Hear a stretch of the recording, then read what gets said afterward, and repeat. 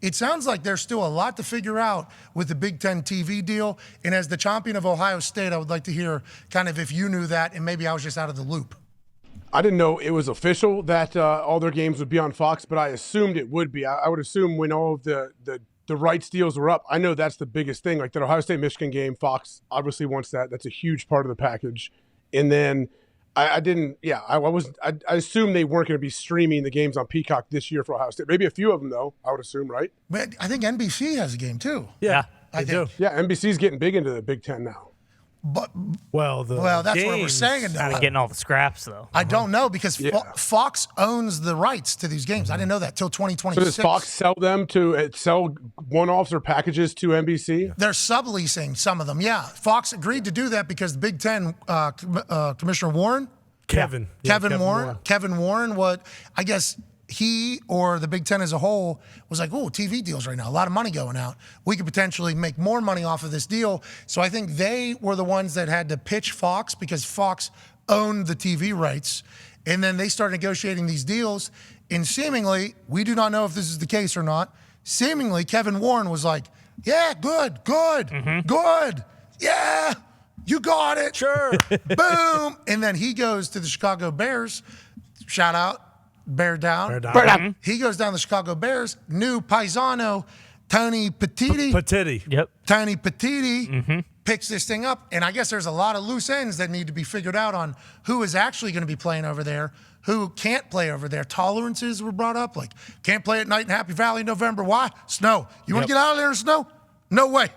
No night games. Can't do it. And they got the prime time. I guess there's a lot of shit to figure out over there. So Kevin Warren left a mess for everybody. He knew he was going to take off. And he's like, yeah, here we go. He just greenlit all this stuff that he did not have the authority to do. So you're a Big Ten alumni. That was your big takeaway. And Ty, Iowa Hawkeye, Big Ten alumni, that was his first thoughts as well, immediately to the Pete Thamel. Yeah, I mean, that would make sense because I don't think the Bears thing came out of nowhere, right? I think he probably had an inkling.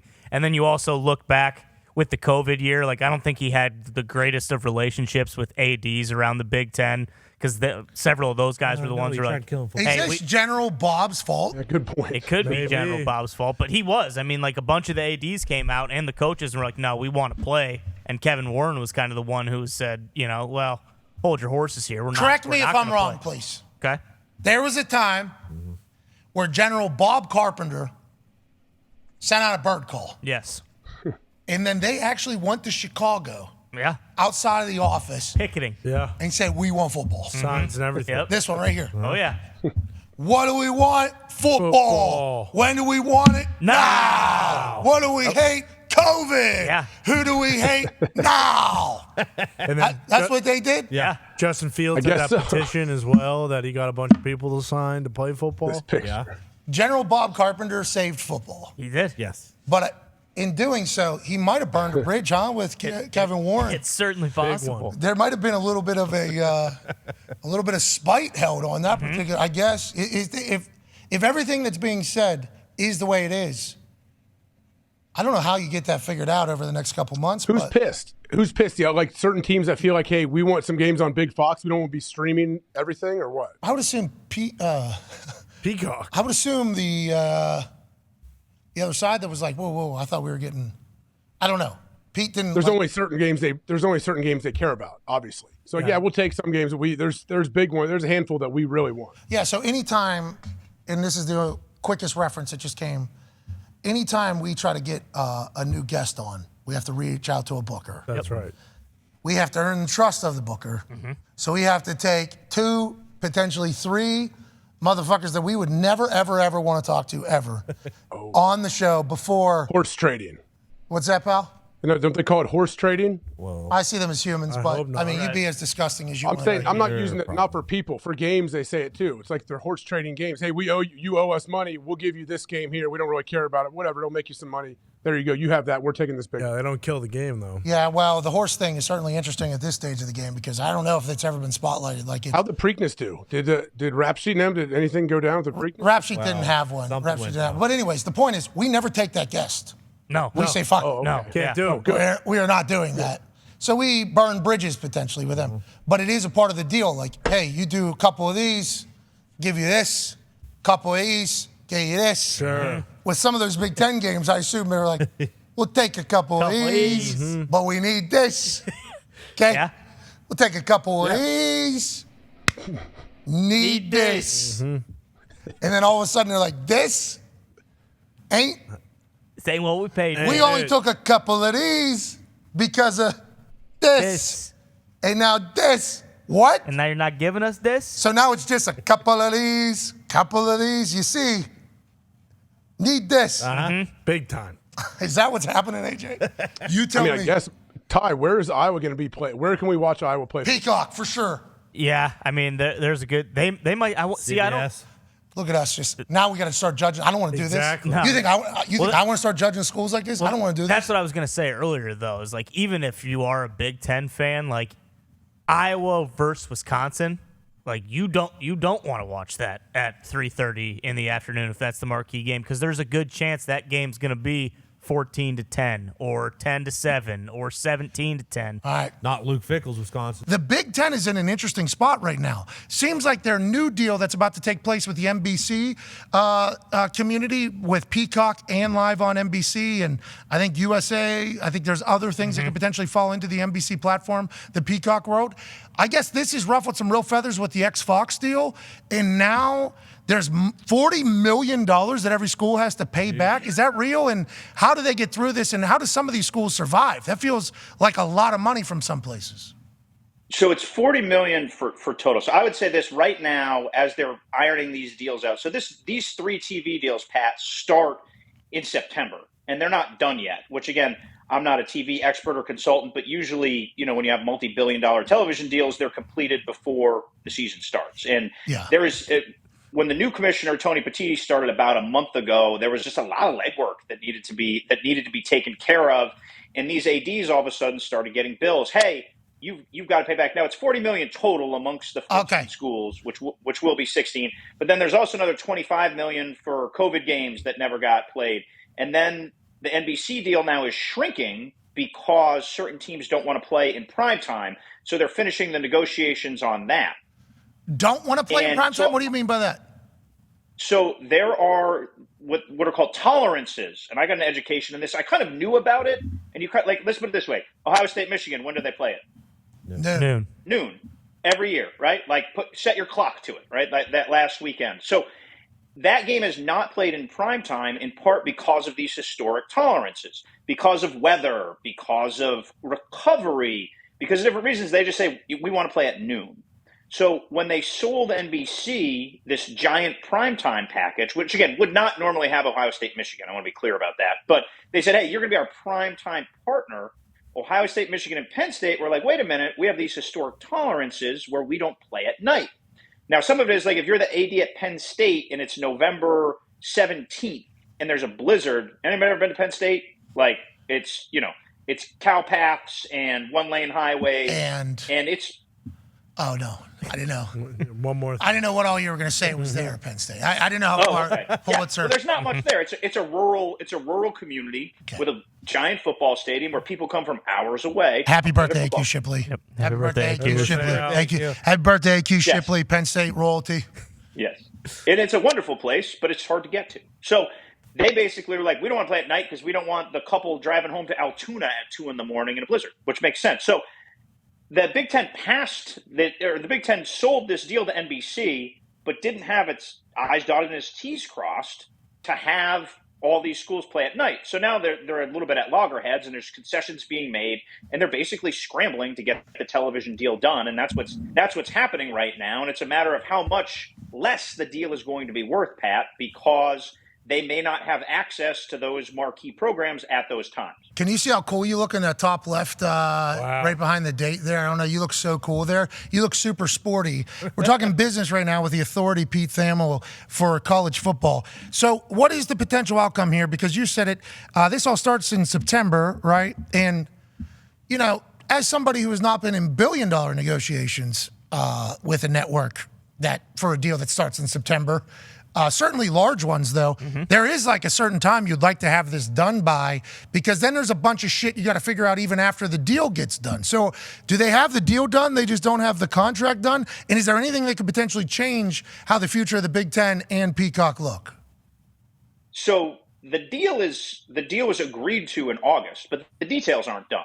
And that's what they're sort of hurrying through right now, is how to get all these details ironed out, Pat. And there's just a bit of uncertainty that hovers over the league. Ultimately, it's going to cost the school some money, right? Now, one could argue if it's a $7 billion contract, maybe, schools losing $4 or $5 million each isn't that much money. But if you're the dude at Indiana trying to balance the budget, $5 million is a lot of money, right? I don't care who you are. You got a cross-country team that needs uniforms. You got to travel to different places. So there's a disconnect that the new commissioner, Tony Petitti, is trying to sort of put everything together on in a pretty short period of time.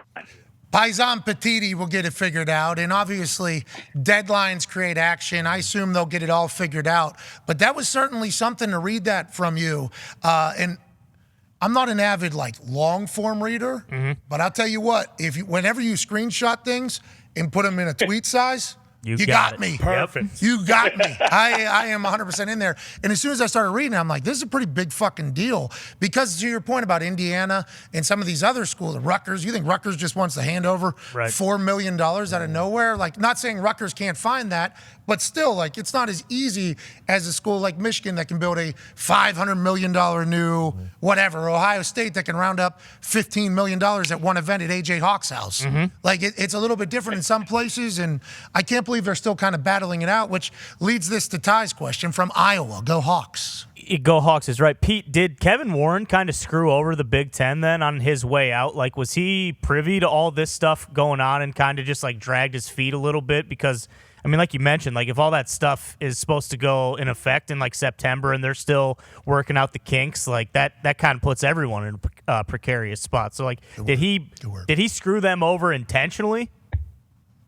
I think I would say that there were a lot of loose ends that weren't tied up. And when the deal was announced about a year ago, I'm sure you guys remember, there was a lot of thunder, right? Historic this, and there was a lot of excitement in the league that we're going to be, the biggest and the best. And when Kevin Warren, I want to say he was up for the job late December, took the Bears job in January, actually left for it in April. And these issues were all lingering, and a lot of them emerged sort of in that time when he had already committed to go to the Bears. So there's been sprinting rambling. Yeah, everything's good. Dude, that's good. So when you guys need me up there, go Bears. Yeah, bear down. Hell yeah. I can do whatever you. Look what I just did. That's a wild thing. Can't blame him. No. He's in the middle of a job transition as well, but this is a massive deal. How much money was it? Do we remember? Was that publicly stated? And did NBC bid the most? Is that how they won the Big Ten rights here? So NBC did not bid the most, and this is really deep in the weeds, but essentially Fox/the Big Ten Network actually owned all the rights through this decade. And the NBC deal and the CBS deal were sublicenses off that deal. So Fox in 2016 / the Big Ten Network bought everything for a decade plus. And so for the remainder of this deal through the rest of the decade, Fox had actually owned it all. And then they had to sublicense it out, but Kevin Warren, as Big Ten commissioner, was sort of the front of those negotiations to do so. So it's sort of this complex web where the Big Ten didn't actually own the rights to the Big Ten content for the Big Ten TV deal. But the Big Ten was trying to get more deals? Yeah, so the Big Ten was the front of a negotiation to say, okay, we own all this content. We're going to slice off a third of it, just to use a round number, and give some and sell it off to NBC for profit. And we're going to slice off more of it, and we're going to give that to CBS for profit. And Fox Fox had to agree to that, I assume? Correct, yeah. So they were partners in the negotiation in a lot of ways. So, for example, the $40 million that you mentioned, and this was a big point of contention, Pat, was that Kevin Warren said to NBC, hey, if you become our primetime partner, we'll give you the 2026 Big Ten title game. But he never asked Fox for permission to do that. And because he didn't ask Fox for permission, the schools got a bill that said, hey, you need to pay whatever $40 million divided by 14 is back to Fox because they judged that the 2026 Big Ten title game is worth $40 million. Oh, that's cute. Yeah, you're just giving it away, huh? Yeah. Sweet. We actually own it. And yeah, you guys can go expand your business whenever our deal's up. You want to kind of, dabble a little bit with NBC, show them what the Big Ten's got. Okay. You want to dabble with CBS, kind of show what the Big Ten's about. Oh, yeah, cool. Hey, we're going to split these fees. We will definitely be a part of the negotiation. But you're just going to give away the championship? Okay, that'll be $40 million back this way. We were good partners until you gave away a massive asset, which probably leads to the NBC thought they were getting Ohio State, Michigan. No. Fox would never so give that. Ohio State, Michigan. Correct, yeah. So Fox still kept all the best games in the deal. And the CBS game that will become more prevalent, and then the NBC game. So there's basically like 3 games every week, the top 3 games. Fox will most weeks have the A games, right? I don't want to be too rude. Deal shit sounds like, right? No, I mean the deal is massive, right? And it's still going to be massive, and everybody's going to make a lot of money. But there's just as they're barreling towards the finish here, bro, Indiana, there's some lingering issues, and, and people are upset. Get ready. Sounds like Iowa, Minnesota is going to be on CBS. Oh my God! Who hates Iowa? We hate Iowa. That's fine by me. That's gonna be on NBC, dude. Fine by me. I know Iowa does play Penn State in one of the night games before. That's one of the showcase games, which is weird because it sounds like Penn State's bitching about. No, just when weather's possible. Yeah, I think it's November. November. Yeah, it's late. I think it's a late one. Yeah. Oh, so Penn State said, yeah. They caved. Yeah. We got to pay $40 million. Sweet. We got how many million? That sounds like a deal to me. All right, Pete, let's move away from all the TV. What's going to go on? Okay, let's just dive right into it. Big Ten is going to exist because Ohio State's right there. Yes. Mm-hmm. How you doing? Keep it moving. Now, Michigan's had their number. That's right. Michigan has had their number, Their haven't they? conference. So that is always going to exist. Penn State as well. We'll throw them in there. Happy birthday, AQ. Okay? Always going to exist. USC's coming. Yes, and UCLA allegedly. Yeah. SEC, always going to exist. Always. Yep. And I don't want to just start rattling off all the schools for the reasons why the SEC will always exist, but the SEC will always exist. Everything else fucked, Pete? Is that kind of is that what we're thinking, or what, like in the future, or how do you see this thing kind of panning out TV wise, which ultimately leads to actual conference situations like Pac-12? You're getting those. They don't have a deal. Before you come to ESPN, right? Yeah, I know. Fucked is going to be a tough one. We got a couple months here, though. Gonna use them. We got a couple months. We got to get through it. Let them rip, man. Let them rip. But is everybody else in trouble? So everyone else is now, like, you could think of it as a nucleus, and everyone else is in the orbit of those 2 leagues. I think you said it very well. I think that the other 3 leagues are now jockeying to get close to the Big Ten and the SEC. Because for all the issues in the Big Ten's deal, it's still a large, large deal. And the SEC is still really well positioned in the future, although they're not up again for another contract until, I believe, 2032 or 2034. So there's a chance for a little bit of catch-up to happen. Now, the Big 12 has been very aggressive in trying to grow to be league number 3. The ACC is in a little bit of infighting right now because they have a deal through 2036 that the bell cows of that league, Clemson and Florida State, feel like they're falling behind. And they're basically saying, how can Mississippi State be making $30 million more? How can South Carolina be making $30 million more a year, or will be making $30 million more a year than Clemson, who's winning national titles left and right and has even in a bad year, they're 10-2. So there's the inequities of the future have been laid bare by this Big Ten deal and then the prior SEC deal. And there's a gap. Like, I reference it pretty often, Pat, as a power 2.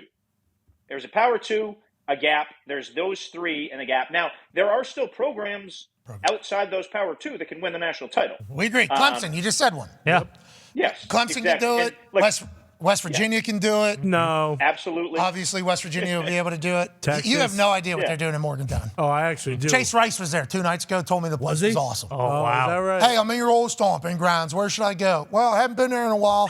I assume High Street. He did. He said it was fantastic. So West Virginia could probably go on and run if they want to, win this whole thing. But other than them, who are you talking? Maybe Oregon? I mean, USC. Kansas State. Oklahoma. I Texas, think Washington TCU. is in that conversation this year, especially Pat. Michael Penix, They have one of the best receivers in the country. I think Washington is a top 7 team this year, right from jump. Okay. Whoa, That's a whoa. long flight for game day, but can't wait to get up there. Nice. Can't wait to get up. Have you ever been there? You must have played there in the league, right? No, Yeah? so I only went to Seattle to go watch Herbie do that Thursday night this year. It was my first time up there. Okay. I think Seattle's one of the great cities in the world, and that environment where you got the boats, it would be an opportunity for you to do another backflip, Pat. So, because you got the boats sailgating right on the water there. It's Washington. Yeah, Washington is one of the elite places to go see that. But the irony of the Pac-12 sort of in this moment of time with USC and UCLA going is this is the best season, top to bottom, of Pac-12 football going into the year in my 20 years doing this. I don't think there has been a better. And they don't have year a of deal, right? Pac-12. And they don't have a TV deal? Correct. So they are searching for a TV Maybe deal. that's what Now, we part do. of it is obviously, Yeah. How much are they obviously- paying? How much will Pac-12 make with the uncertainty of what the future is of that entire conference? What would they make from a TV partner? What are they expecting to make? And how would that deal even look like? It would look like, hey, 1 year, depending upon what the conference looks like next year, and then I wonder how that whole thing will go with them. So it's a great question, and really, like the future of how the sport is comprised, and I'm not overstating this, hinges on whether the Pac-12 can get a reasonable TV deal. Because if they don't, you're going to see teams flee off. You're going to see Colorado maybe chase back to the Big 12. You're going to see Arizona, Arizona State, Utah face some hard decisions. Oregon and Washington have already pretty much staked their claim that they want to go to the Big 10. So the Pac-12 is in a very tenuous moment right now. And the question you just asked, how much are they going to be able to get on the open market, Pat, is really something that like the future of the entire landscape of the sport hinges on. So let's just throw the number 32 million out. That's basically what the Big 12 just got. So the Big 12's new commissioner jumped in line. Their deal was going to be up in 2 years, and the Pac-12 is up this year. And they said, you know what? This environment is a little hectic. We're going to open up our rights and do a deal with ESPN and Fox. And they did that within the last 6-8 months. So they're set through, I believe, at least a decade. Now, the Pac-12 has an expiring deal. Yeah, Brett Yormark, he basically jumped the Pac-12 and put him in this spot. Now, as you know, right now, the digital media landscape is in a time of earnestness, right? This isn't like the go-go 90s. This isn't there's a little bit of an austerity factor here that the Pac-12 is feeling headwinds from. So nobody knows, and the Pac-12 commissioner isn't saying to anybody how much they're willing to spend or how much they are going to be able to command on the open market. Is Apple going to be heavily involved? Oh, Amazon gonna be heavily Amazon, involved? maybe. Be smart. Especially on the West Coast over there. Yeah, that would make sense. Both West Coast companies. Sure. That's interesting. Earnest. It is an earnest time, isn't it? Very. That means good, right? That means good? Earnest means like it's not the free spending times. Like it's a time of caution. If you look at if you generally, Pat, look at the marketplace and you don't look at those that have transcended the marketplace, it's a time of a bit of there's .com booms and everything like that, but stock prices and stuff have made people a little more conservative on what they're going to go spend. Interesting.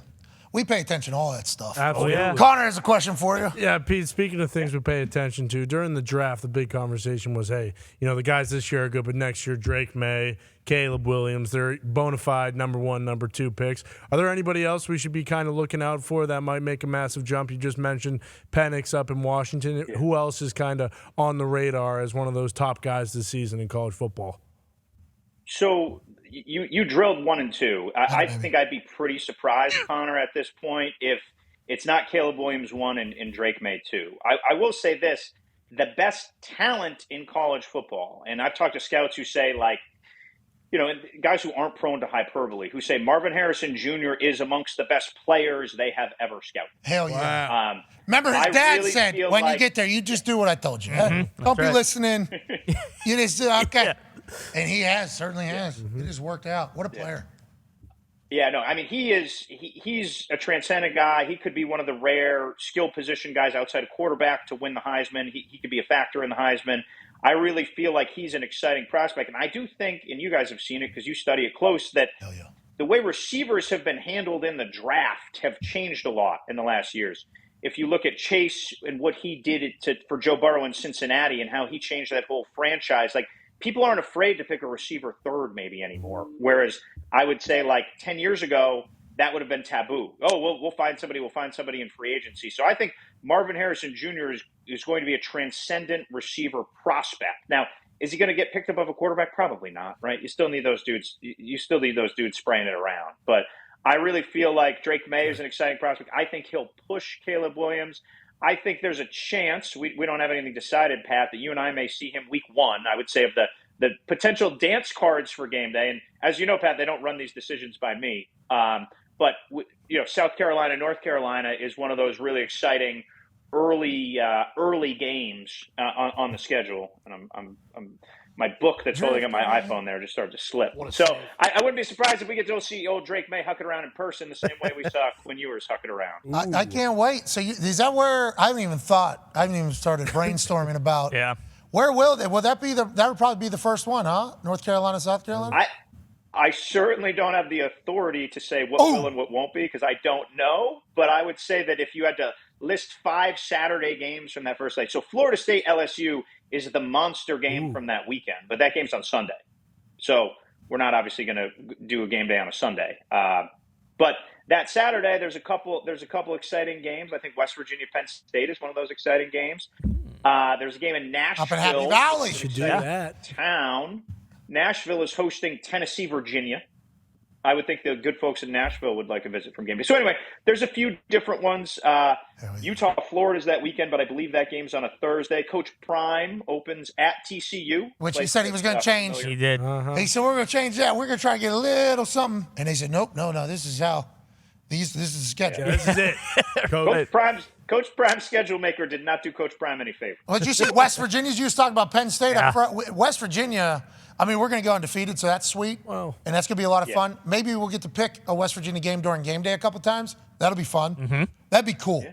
That is how, that's where it starts. That's how you can tell, if a team's back or not. Yeah. If we're picking, it's kind of an indicator on how the year goes, which games are being picked in there. Because there's some games that are on the list, just a little behind the scenes here. I've only been there a full year pretty much, plus a couple, I guess, from 2019. But the first couple weeks I missed this year. There's games on there that we're picking that get for time. Mm-hmm. Oh. You know what I mean? So, it's not every single game that is on the rundown makes it into the picks. West Virginia's not even on the fucking rundown. Not once. Before the ones even get. You know what I mean? Yeah, that's not good. Let's go, huh? We got time now, Pete. Let's get on the rundown. They weren't chopping block teams? They didn't even put them on there before? Yeah. What about the backyard brawl week 3, Pat? That's going to be pretty. Let's go. Here we go. I mean, what's that on, a Thursday or Saturday? No, Saturday. Oh! I think it's on a Saturday. Boom. Okay. We got Penn State, then we got Duquesne. That should be no problem. Well, we're 2-0 going into the backyard brawl. Nice. We assume Pitt is as well. Game day's going to be there? Ooh, it might be. Here we go. It might be. Here we go. Now we're playing the game, week 3. Sounds like a blast. Last question for you here, Authority, from Diggs. Yeah, Mr. Authority, let's play some musical quarterbacks. Sam Hartman goes up to Notre Dame, the new starter there. 5-star freshman who played a little bit last year for Notre Dame. Tyler Buckner goes to Alabama. A lot of people were surprised by that. Jalen Milroe was the guy who came in last year when Bryce was hurt. What's the quarterback situation looking like at Bama? Because, obviously the roster is good enough besides them to be national championship every year. Yeah, so Bama's roster is very good, but I will say this before I dive in the quarterback question. When they were running, 2020 was one of the great teams that I've ever covered. They had 3 first-round picks at receiver. Right now, they don't have that caliber of talent. Again, we're talking elite Heisman winner guys, Henry Ruggs, top 10 picks. Whoa. They have not proven at those skill positions to have that caliber of talent in the last year or so. So I think their quarterback room needed help. The fact that Tommy Rees brought in Tyler Buckner would make me think he starts. Now, will he start week 1? I don't know that. He has to come in, he has to learn the offense. Remember, Nick Saban has a process, and that process doesn't involve grabbing a quarterback in May and sticking him in as the starter. So it's antithetical to kind of the deliberate nature of the way that Nick Saban has built things at Alabama. So I really feel like that is, that will be one of the biggest camp questions going forward. But we saw Jalen Milroe last year against A&M. He's clearly not a natural thrower, right? So do they start with Milroe and then ease Buckner in? Obviously, Simpson, the young quarterback from Tennessee, whose dad's coach at UT Martin, was thought to be the best long-term quarterback there, but he clearly, if he was ready, Nick Saban would play him. You don't go get a quarterback if you think someone in your room is ready. So, yeah, it's unsettled there, and if they are going to unlock the rest of the talent on that roster, they have to find an answer. Hey, He can run. there was a chance he was going to play, I think, during this season. Yeah. So the night before, I was doing some research on who he is, and they just showed his. I watched like a 6-minute highlight on this guy. I'm like, of course, Alabama has this guy just fucking sitting the bench right now. This guy's just sitting there, and then he gets in, he throws a couple picks, a couple errant throws. It's like, all right, well, let's get an offense coordinator that wants to make this work.